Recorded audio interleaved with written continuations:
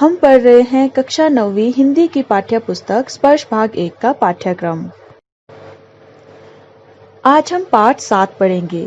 पाठ 7 में आपको कवि रैदास द्वारा लिखित 2 पद दिए गए हैं।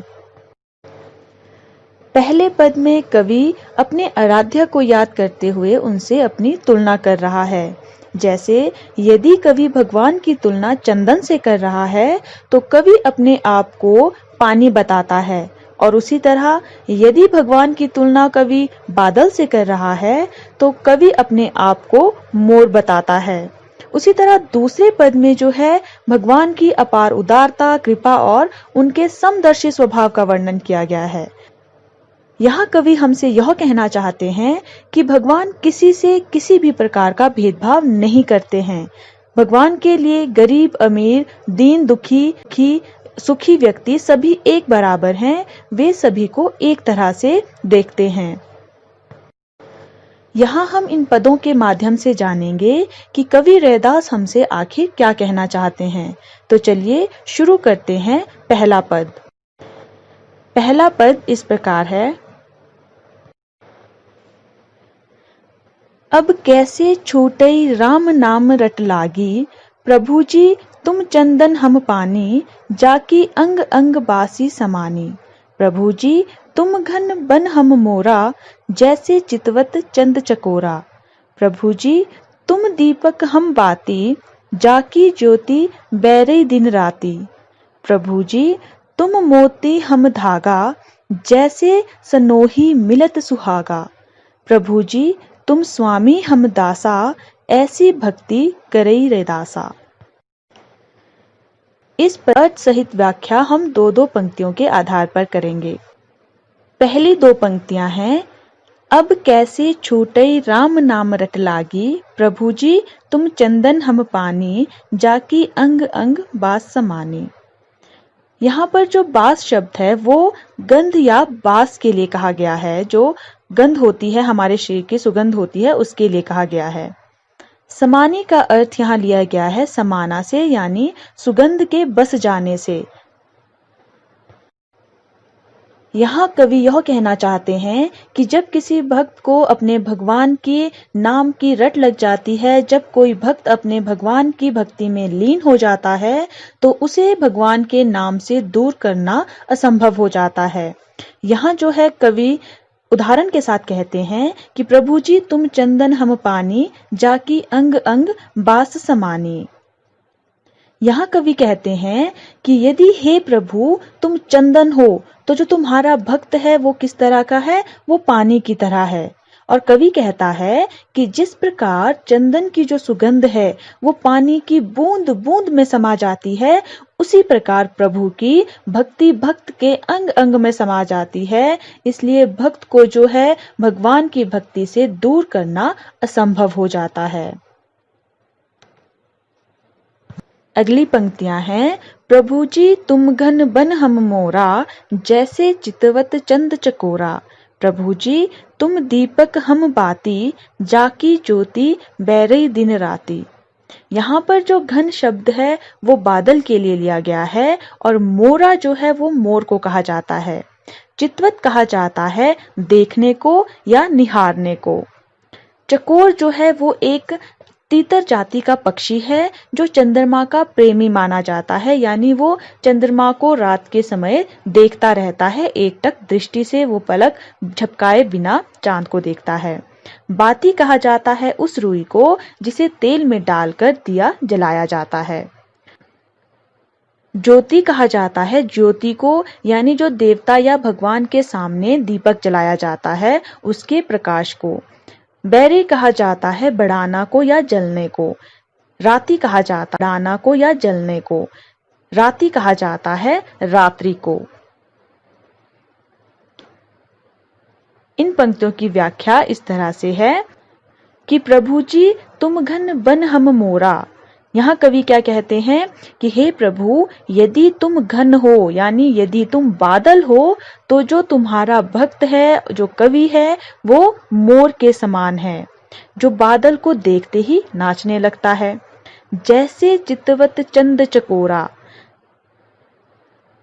कवि यहाँ यह कहते हैं कि यदि तुम चांद हो। तो तुम्हारा जो भक्त है वो उस चकोर पक्षी की तरह है जो रात के समय चांद को एकटक दृष्टि से देखता रहता है। प्रभु जी तुम दीपक हम बाती। यहाँ कवि यह कहते हैं कि हे प्रभु, यदि तुम दीपक हो तो जो वह तुम्हारा भक्त कर जो है रोशनी देती रहती है। अंतिम पंक्तियां इस तरह से है कि प्रभु जी तुम मोती हम धागा, जैसे सोनहि मिलत सुहागा। प्रभु जी तुम स्वामी हम दासा, ऐसी भक्ति करई रे दासा। सुहागा कहा जाता है सोने को शुद्ध रूप में लाने के लिए जो क्षार द्रव्य प्रयोग किया जाता है, उसे क्या कहते हैं? सुहागा। दासा जो है यहाँ दास या सेवक के लिए प्रयुक्त किया गया है। तो यहाँ कवि कहते हैं कि प्रभु जी तुम मोती हम दासा, जैसे सनोही मिलत सुहागा। यहाँ पर कवि कह रहे हैं कि हे प्रभु, यदि तुम मोती हो तो तुम्हारा जो भक्त है वो उस धागे के समान है जिसमें मोतियों को पिरोया जाता है, यानी जिसमें मोतियों की लड़ी को बनाया जाता है। उसका असर ऐसा होता है जैसे सोने में सुहागा डाल दिया गया हो, क्योंकि जो मोती है यदि वो अलग अलग रखे गए हो तो उनकी सुंदरता उतनी निखर कर नहीं आती। धागे में पिरोकर उनकी माला बना दी जाती है, उसकी सुंदरता निखर जाती है।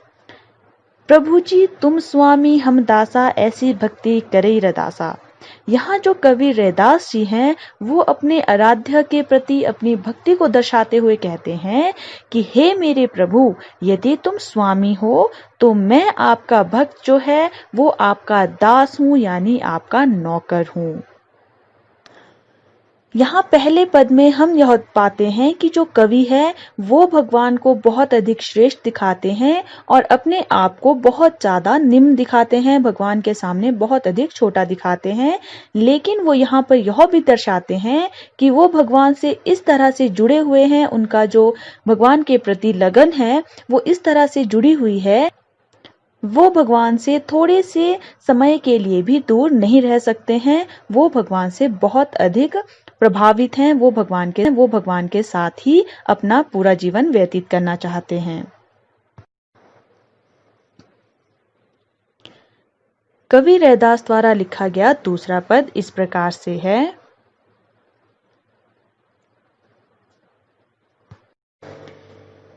ऐसी लाल तुझ बिनु कौनो करई, गरीब निवाजू गुसैया मेरा माथई छत्रु धरई।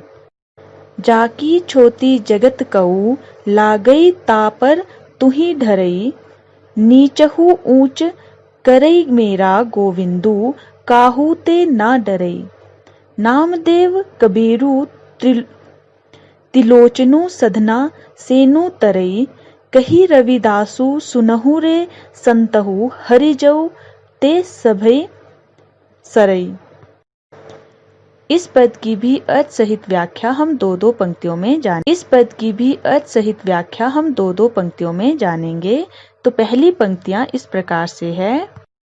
ऐसी लाल तुझ बिनु कौनु करई, गरीब निवाजू गुसैया मेरा माथई छत्रु धरई।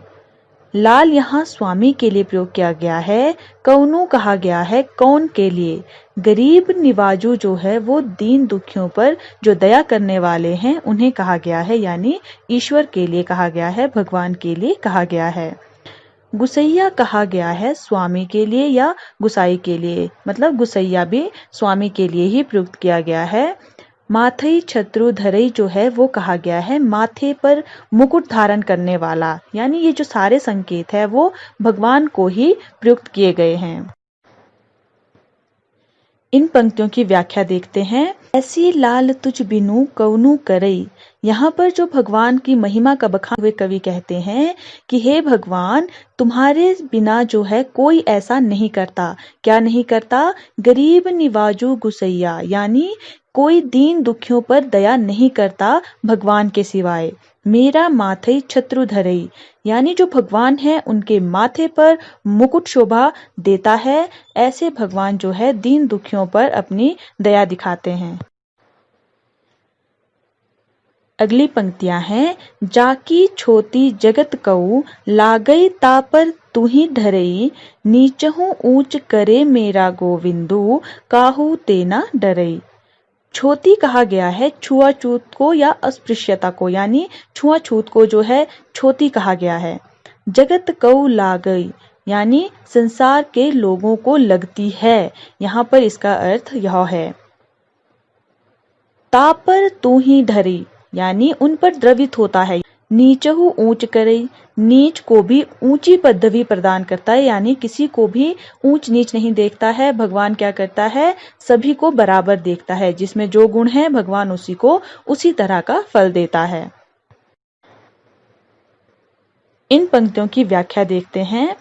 जाकी छोटी जगत कऊ लागई, तापर तू ही ढरई।